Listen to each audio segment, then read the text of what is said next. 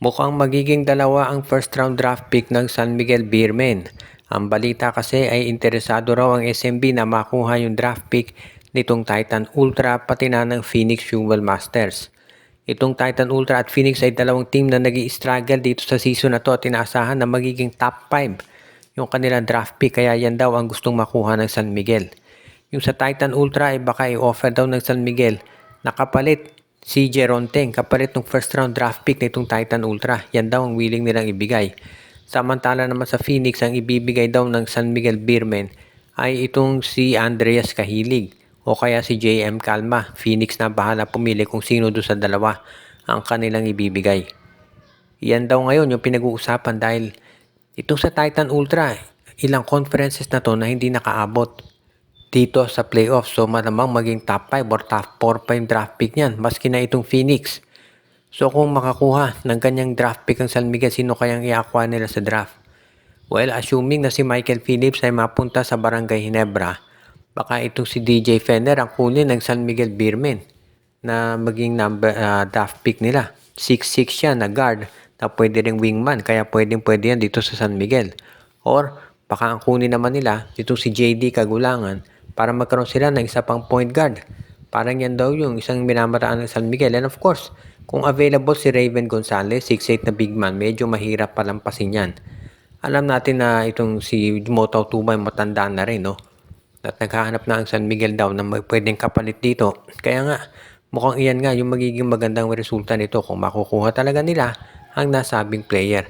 Kaya sa tingin ko, magiging isa na to dito sa kaabang-abang ngayon sa San Miguel Beermen kung matutuloy nga ito. Kaya tignan natin kung magagawa talaga nila ng paraan na ma-acquire ang nasabing mga draft picks. Ang Converge Fiber Excess daw ngayon ay medyo nahihirapan pang humanap ng import. Tignan natin, no, hanggang ngayon, sila na lang isang mga major teams na walang import. Ang San Miguel, Ginebra, ang Magnolia, meron na, no? Itong Index, meron na rin. Kaya itong Converge, nagtatanong yung karamihan, ba't wala pang import? Sa tingin ko, hahanap talaga itong Converge ng magaling na import na babagay doon sa team nila.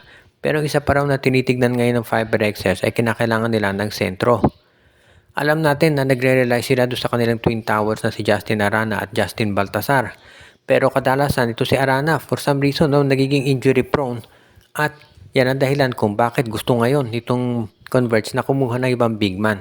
Ang problema naman kasi ang hirap mag-trade para sa big man dito sa PBA dahil nga at a premium yan, hindi basta-basta binibigyan ng ibang teams. Alam natin itong si Cade Flores gusto sanang makuha ng Converge pero itong Titan Ultra ayaw siyang pakawalan unless big man din yung kapalit. Kaya dyan nagka-problema at hindi natuloy yung trade. Si JM Calma daw tinitignan din itong Converge kung makukuha nila sa San Miguel. Ang problema, ganoon din ang San Miguel, gusto big man ang kapalit. Kaya ang most likely opportunity para dito sa Converge kung talagang center ang gusto nilang ma-acquire ay kumuha sa draft. So, malamang makipag-usap yan dito sa ibang mga teams pagdating sa pagkuha ng mga draft pick. Tignan natin kung magkakaroon sila ng agreement, no? Kung kukuha na draft pick itong Converge para sa isang big man, dapat ang kunin nila draft pick yung sa Titan Ultra or sa Blackwater. Dahil yan yung mga siguradong matataas yung mga pick ngayon. Kaya ito sa Phoenix pwede rin, no? Although gaya nga nung nabalita natin ng San Miguel, yung dalawang draft picks na yan, yun ang kanilang i-acquire. So, magkakaproblema talaga Converge. So, pwede rin sa free agent market sila kumuha ng mga big men. O kaya dito sa MPBL dahil, siyempre, nandiyan naman yung Pampanga na parang ginagawang farm team. Itong Converge Fiber Excess para makapagkuha ng mga talent.